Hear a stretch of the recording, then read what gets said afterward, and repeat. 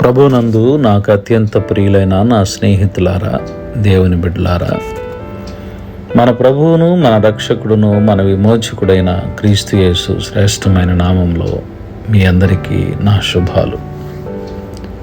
పరిశుద్ధ గ్రంథము నుండి దేవుని వాక్యమును కొద్ది నిమిషాలు భయభక్తులతో ధ్యానం చేసుకుందాం. పరమగీతముల గ్రంథము 2వ అధ్యాయము 6వ వచనము ఈ రీతిగా వ్రాయబడి ఉన్నది.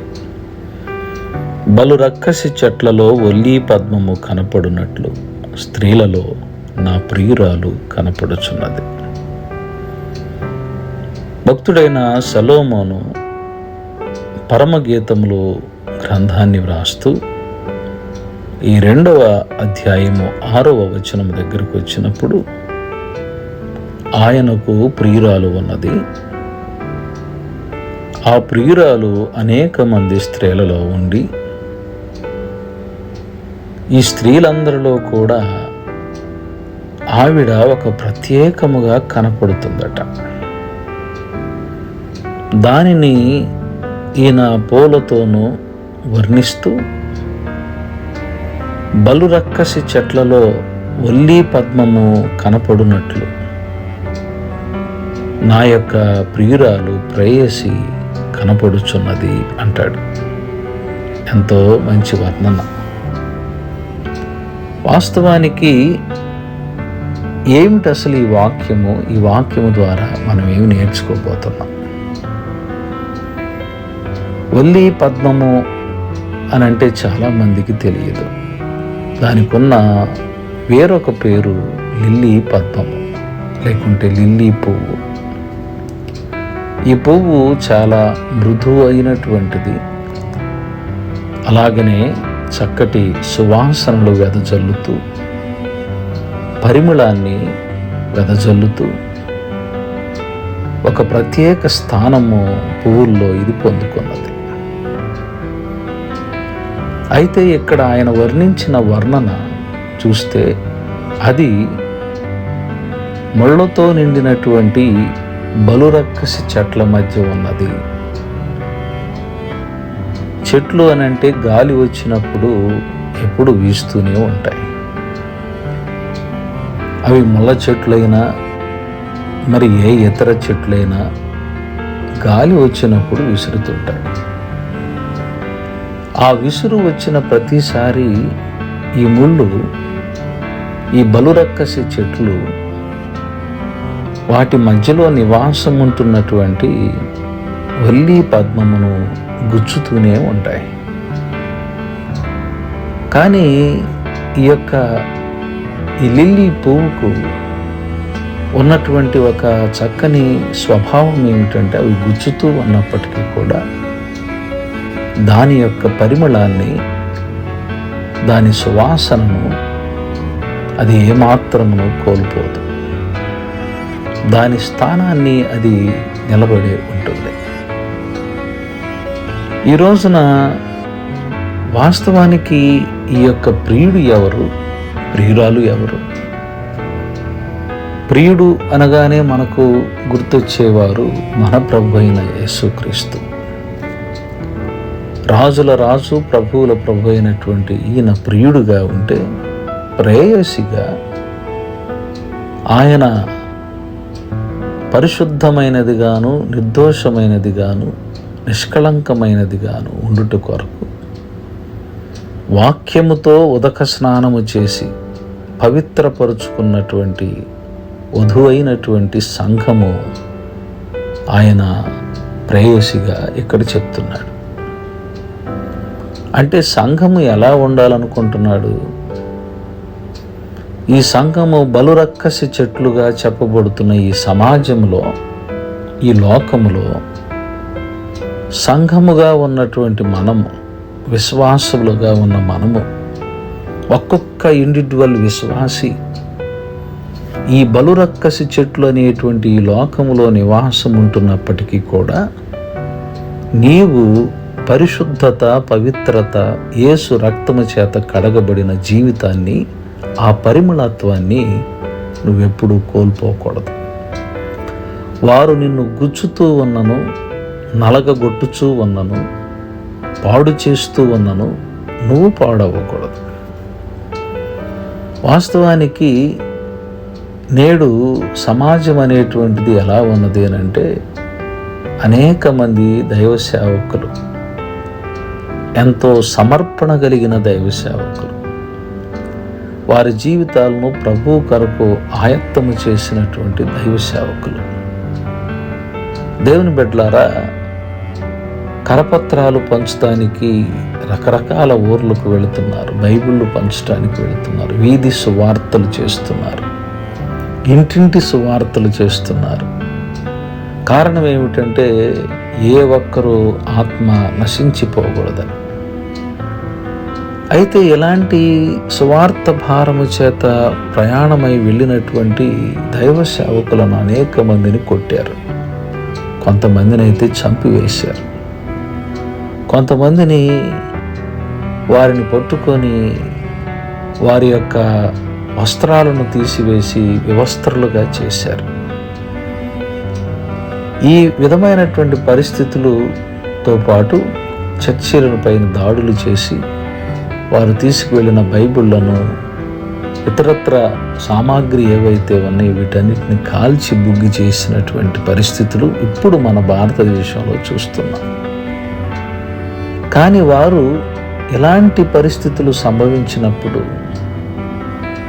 వారు ఎదుర్కొన్న ఈ సమస్యలను బట్టి వారు వెనుకంజ వేయలేదు. కానీ చాలామంది వారి సాక్ష్య జీవితంలో వారు ఈ పరిమళ సువాసన వెదజల్లుతూనే ఇంకా అడుగులు ముందుకేస్తున్నటువంటి వారు ఉన్నారు. అందుకనే ప్రభు అంటాడు, మీరు లోకములో మీకు శ్రమ కలుగును. ఆ శ్రమ అనేటువంటిది మనకు సంభవించినప్పుడు విసుగు చెందక మనం ఎప్పుడును కూడా పరిమళించు వారమై, సమస్తమును సహించుకొనుగొని వారమై జీవించవలసిన అవసరత మనకి ఉన్నది. ప్రియులారా, ఇశ్రాయేలు జాతికి దేవుడు చేసిన వాగ్దానం, ఇతరులకు దేవుడు చేసిన వాగ్దానము వారందరినీ కూడా పాలు తేనెలు ప్రవహించు దేశంలోనికి ప్రవేశపెడతాను. అందుకు దేవుడు ఎన్నుకున్న నాయకుడు మోషే. మోషే తదనంతరము ఆ బాధ్యత యెహోషువకు దేవుడు అప్పగించాడు.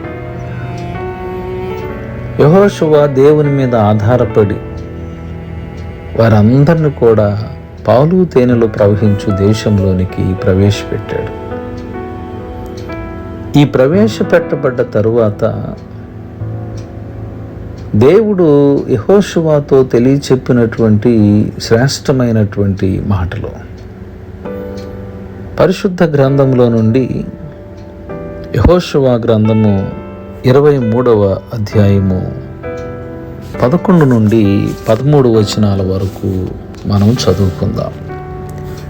కాబట్టి మీరు బహు జాగ్రత్త పడి మీ దేవుడైన యెహోవాను ప్రేమింపవలెను. అయితే మీరు వెనుకకు తొలగి మీ యొద్ద మిగిలి ఉన్న ఈ జనములను హత్తుకొని వారితో 1000 మంది, వారితో మీరును మీతో వారును సాంగత్యము చేసిన ఎడల మీ దేవుడైన యెహోవా మీ ఎదుట నుండి ఈ జనములను కొట్టివేయుట మానును. మీ దేవుడైన యెహోవా మీకిచ్చిన ఈ మంచి దేశంలో ఉండకుండా మీరు నశించు వరకు వారు మీకు ఉరిగాను బోనుగాను మీ పక్కల మీద కొరడాలుగాను మీ కన్నులలో ముళ్ళుగాను ఉందురు అంటాడు.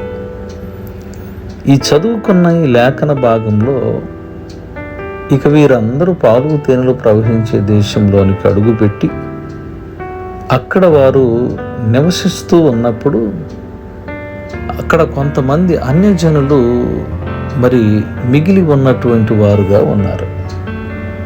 అయితే దేవుడు ఇశ్రాయేలు ప్రజలకు ఇస్తున్నటువంటి కట్టడ ఏమిటి అని అంటే, మీరు వారితో వెయ్యమందుట అయినను వారితో హత్తుకొని ఉండటమైనను అలాగనే వారితో సాంగత్యము చేయుటైనను మీరు చేయవద్దు. ఈ మాటను మనసులో పెట్టుకుందాం. ఒకవేళ మీరు సాంగత్యము చేసి 1000 మంది వారితోటి మీరు హత్తుకొని జీవించినట్లయితే నేను వారిని కొట్టివేయుట అనేటువంటిది మానివేస్తాను. అంటే వాళ్ళని మీకు అడ్డముగా లేకుండగా, నేను చేస్తానని చెప్పినటువంటిది చేయకుండగా వారు మీకు అడ్డము ఉండేటట్లుగా చేసి, వారు మీకు ఏ రీతిగా మారిపోతారు అనంటే, మీకు వారు ఉరిగాను, బ్రోనుగాను, మీ పక్కన కొరడాగాను, మీ కన్నులలో ముళ్ళుగాను ఉందురు అని అంటాడు. ఈ వాక్యం అంతటిని మనం అర్థం చేసుకోవలసిన ప్రాముఖ్యమైన విషయం ఏమిటంటే, బలురక్కసి చెట్లులో వల్లి పద్మము ఉన్నట్లుగా, అనేక మంది స్త్రీలలో తన ప్రియురాలు ఉన్నట్లుగా, ఈ లోకం అనేటువంటి ఈ యొక్క ముళ్ళ కంపలో, అనగా అనేకమైనటువంటి విచిత్రమైనటువంటి ఆచారాలతో కలిగి ఉన్నటువంటి ఈ ప్రపంచంలో, ఈ దేశంలో, ఇతర దేశాలలో నీవు ఎప్పుడును కూడా వాటిని నీ వైపుకు మలుచుకునేటువంటి పరిస్థితిలో బ్రతకవద్దు. దేవుడు నిన్ను పరిమళ సువాసనగా పవిత్రపరిచాడు. ఆయన నిన్ను ఏమాత్రమును గబ్బు కొట్టేటువంటి స్థితిలో లేకుండా, మసిబొగ్గు వలె నా మానసమెల్లగా అని అంటాడు పురుషోత్తమ చౌదరి. మన జీవితాలన్నీ మసిపూసిపోయి ఉండి మురికితోటి నడినెత్తి మొదలుకొని అరికాలు వరకు ఎక్కడ చూసిన పచ్చి పుండ్లే. ఇలాంటి కంపు కొడుతూ ఉన్నటువంటి మనలను దేవుడు శుద్ధీకరణ చేసి పవిత్రపరిచి పరిశుద్ధపరిచినప్పుడు నీవు ఎలా ఉండాలని దేవుడు కోరుకుంటున్నాడంటే, ఆ పరిశుద్ధతలో నువ్వు కొనసాగుతూ ఉండాలని కోరుకుంటున్నాడు. ఇప్పుడు మనం ఏం చేస్తున్నాము? లోకములో ఉంటూ లోకములో కలిసిపోతూ ఉన్నాము. అది సరి అయినటువంటిది కాదు. మీరు లోకమునకు వేరై ఉండుడి. దేవుడు చెప్తున్నటువంటి మాట, మీరు లోకమునకు వేరే ఉండి, వారితో మీరు సాంగత్యము చేయుటైనను, వారితో మీరు బియ్యం అందుకోవటమైనను, ఇవి ఏమీ మీరు చేయవద్దు. ఎందుచేతనంటే వారు మిమ్మల్ని అపవిత్రపరుస్తారు. కాబట్టి దేవుని బిడ్డగా నీకున్న పరిమళ వాసనను నువ్వు జాగ్రత్తగా కాపాడుకోవాలి. ఒల్లి పద్మములాగా కాపాడుకోవాలి. వాటి వైపుకు నువ్వు తిరిగినప్పుడు నీ పరిశుద్ధమైన జీవితము అపవిత్రమైనటువంటిదిగా మారుతూ ఉందనే విషయాన్ని నువ్వు జ్ఞాపకం పెట్టుకోవాలని ఈ లేఖనాన్ని నేను మీ కొరకు ఎత్తి చూపిస్తున్నాను. అలాగనే యెహెజ్కేలు గ్రంథంలో ఇంకొక చక్కని మాట చెప్పాడు. అక్కడ చెప్పినటువంటి మాట ఏమిటి? యెహెజ్కేలు గ్రంథం 2వ అధ్యాయము 6 నుంచి 8 వచనాల వరకు చదువుతున్నప్పుడు, నరపుత్రుడా, నీవు బ్రహ్మదండి చెట్లలోను ముండ్ల తుప్పలలోను తిరుగుతున్నావు, తేళ్ల మధ్య నివసించుచున్నావు. అయినను ఆ జనమునకు భయపడకము, వారి మాటలకును భయపడకము. వారు తిరుగుబాటు చేయువారు, వారికి భయపడకము. వారు తిరుగుబాటు చేయువారు గనుక వారు వినినను వినకపోయినను నేను సెలవిచ్చిన మాటను నీవు వారికి తెలియచేయము. ఇక్కడ యెహెజ్కేలును ఇశ్రాయేలు ప్రజలకు పంపుతూ, వారందరూ కూడా తిరుగుబాటు చేసేవారు. వారి మాటలకు నువ్వు చెడియొద్దు, భయపడొద్దు, ఏమాత్రమును అదరవద్దు. ఈ విషయాలు అన్నటువంటి యెహెజ్కేలుకు చెబుతూ ముందుగా చెప్తున్నటువంటి మాట ఏంటంటే, నీవు ఎలాంటి ప్రదేశంలో ఉన్నావో జ్ఞాపకం చేసుకో.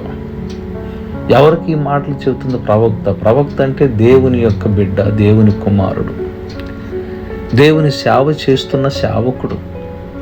ఇప్పుడు ఈ సేవకుడైనా, ఒక విశ్వాసిగా ఉన్న నీవైనా, ప్రార్థనా యోధులుగా ఉన్న, దేవుని పరిశుద్ధ రక్తములో కడకబడినటువంటి వారైనా, వారు ఎలాంటి ప్రజల మధ్య ఉంటున్నారు అనేటువంటి విషయాన్ని ఇక్కడ చెప్తున్నాడు అని అంటే, ఇదిగో నీవు బ్రహ్మదండి చెట్లలోను ముండ్ల తొప్పల్లోనూ తిరుగుతున్నావు, తేళ్ల మధ్య నీవు నివాసం చేస్తున్నావు. తేళ్ళు మధ్య నువ్వు ఉన్నావు, అవి నిత్యము కొడతాయి. తేలు కుట్టింది అని అంటే అదంట 7 రోజుల దాకా నిప్పిపోదట. ఆ ముళ్ళు అనేటువంటిది గుచ్చుకుంటాయి. ఈ విధమైనటువంటి మరి భయంకరమైనటువంటి మనుషుల మధ్య నీవు ఉన్నావు. అందుకని యేసు ప్రభు వారు ఆయన కొండ మీద ప్రసంగాన్ని చేస్తూ నీతి నిమిత్తము హింసించబడువారు ధన్యులు, పరలోక రాజ్యము వారిది. 5వ అధ్యాయం 10-12 వరకు. నా నిమిత్తము జనులు మిమ్మల్ని నిందించి హింసించి మీ మీద అబద్ధముగా చెడ్డ మాటలెల్లా పలుకున్నప్పుడు మీరు ధన్యులు. సంతోషించి ఆనందించుడి, పరలోకమందు మీ ఫలం అధికమగును. ఇలాగు వారు మీకు పూర్వమందుండిన ప్రవక్తలను హింసించారు. ఆ ప్రవక్తలుగా ఉన్నటువంటి వారిని మరి ఎంతో హింస పెట్టారు. కాబట్టి మీరు ఈ యొక్క నా నిమిత్తం జనులు మిమ్మల్ని నిందిస్తారు, హింసించి మీ మీద అబద్ధముగా చెడ్డ మాటలు పలుకుతారు. అలాగనే ఇంకొక సందర్భంలో 10వ అధ్యాయము మత్తయి సువార్త 16వ వచనంలో, ఇదిగో తోడేళ్ల మధ్యకు గొర్రెలను పంపినట్లు నేను మిమ్మల్ని పంపుచున్నాను. మనమును ఎలాంటి వారి మధ్యకు పంపుతున్నాడు? తోడేళ్ళు ఏంటి? పీక్కు తింటూనే ఉంటుంది. మనము అలాంటి ముళ్ళ పొదల్లో నివాసం చేస్తున్నామనే విషయాన్ని గుర్తుపెట్టుకుంటూ వాటి వైపుకు మనము మరలక, అమ్మో వీళ్ళ మాటలు వినకపోతే వీళ్ళు చంపేస్తారేమో. ప్రియులారా, ఈ వాక్యం చిన్నది కాదు. నేను ఎక్స్ప్లెయిన్ చేసి వివరించడానికి చాలా మ్యాటర్ దీనిలో ఉంది. కానీ వాటన్నిటిని కాదు, రానున్న రాకడ దినాలలో యేసుక్రీస్తు బిడ్డగా బ్రతుకుతున్నటువంటి ప్రతి ఒక్కరికి కూడా ఎంత భయంకరమైనటువంటి సమయము, సందర్భాలు రాబోచు ఉన్నాయి. వల్లి పద్మము తన పవిత్రతను, సువాసనను కాపాడుకున్నట్లుగా కాపాడుకోవలసిన పరిస్థితి ఏర్పడుతుంది. ఇప్పటికే క్రైస్తవులుగా ఉన్నటువంటి వారి మీద ఎన్నెన్నో దాడులు జరుగుతున్నాయి. వారు బ్రతకనివ్వము అనేటువంటి పరిస్థితికి వస్తున్నారు. అప్పుడు అలాంటివి వచ్చినప్పుడు యెహెజ్కేలు ప్రవక్తతో చెప్పిన మాట నువ్వు జ్ఞాపకం చేసుకోవాలి. వారికి భయపడకో, నువ్వు ప్రకటించవలసిందే నీ పని, నువ్వు వారికి వినిపించవలసి, నీ మాదిరి నువ్వు చూపించాలి, నీ పరిమళ వాసన నువ్వు చూపించాలి. అది ఈ రోజున ఈ లేఖనంలో మనం జ్ఞాపకం చేసుకోవాలి. చాలామందికి వచ్చేటువంటి ఇంకొక ప్రశ్న, యేసుక్రీస్తు ప్రభు వారి పట్ల ఎంతో విస్తారమైనటువంటి ఒక ప్రశ్న వచ్చింది. మేము దేవుణ్ణి, సర్వశక్తిమంతుడైన దేవుణ్ణి మేము విశ్వసిస్తూ ఉన్నప్పుడు మాకెందుకు ఎలాంటి శ్రమలు వస్తున్నాయి? మాకెందుకు ఎలాంటి కష్టాలు వస్తున్నాయి? మాకెందుకు ఈ ముళ్ళు గుచ్చుకుంటున్నాయి? వల్లి పద్మానికి ముళ్ళు గుచ్చుకున్నట్లుగా మాకెందుకు ఈ విధంగా గుచ్చుకుంటున్నాయి అనేటువంటి ప్రశ్నలు లేవనెత్తేటువంటి వారు చాలామంది ఉన్నారు. ప్రియులారా, ఒక లేఖనాన్ని మనము జ్ఞాపకం చేసుకుందాం. పరిశుద్ధ గ్రంథంలో 2వ కొరింథీయులకు రాసిన పత్రిక 12వ అధ్యాయము 7, 8, 9 వచనాలు చదువుకుందాం. నాకు కలిగిన ప్రత్యక్షతలు బహు విశేషముగా ఉన్నందున నేను అత్యధికముగా హెచ్చిపోకుండు నిమిత్తము నాకు శరీరములో ఒక ముళ్ళు, నేను అత్యధికముగా హెచ్చిపోకుండా నిమిత్తము నన్ను నలగుగొట్టుటకు సాతాను యొక్క దూతగా ఉంచబడెను. అది నా యొద్ద నుండి తొలగిపోవరనని దాని విషయమై ముమ్మారు ప్రభువుని వేడుకొంటిని. అందుకు ఆయన, నా కృప నీకు చాలును, బలహీనత యందు నా శక్తి పరిపూర్ణమగుచున్నదని ఆయన నాతో చెప్పాను. కాగా క్రీస్తు శక్తి నా మీద నిలిచియుండు నిమిత్తము విశేషముగా నా బలహీనతల యందే బహు సంతోషముగా అతిశయపడుదును అంటాడు. పౌలు భక్తుని యొక్క జీవితము మనందరికీ తెలియనటువంటిది కాదు. ఆయన కంటే మనం ఏమన్నా గొప్పవారం అంతకన్ననూ కాదు. ప్రియులారా, ఎవరైనా అంత భక్తిని చూపించినటువంటి వారు ఎవరైనా ఉన్నారా? ఈరోజున అలాంటి భక్తులుగా కనపడుతున్న వారు ఉన్నారా? ఆయనకంట శరీరంలో ఒక ముళ్ళు ఉందట. ఎందుకు ఈ ముళ్ళు పెట్టాడు?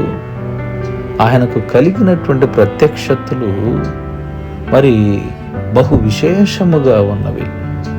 ఆధిక్యతకు హెచ్చిపోకుండా, చాలామందిలో ఇంటర్నల్గా ఉండేటువంటి ఒక లక్షణం ఏంటంటే అహంకారం ఉంటుంది, గర్వం ఉంటుంది, పొగరు ఉంటుంది, గొప్పలు పోయే తత్వం ఉంటుంది, తగ్గింపు లేని జీవితం ఉంటుంది.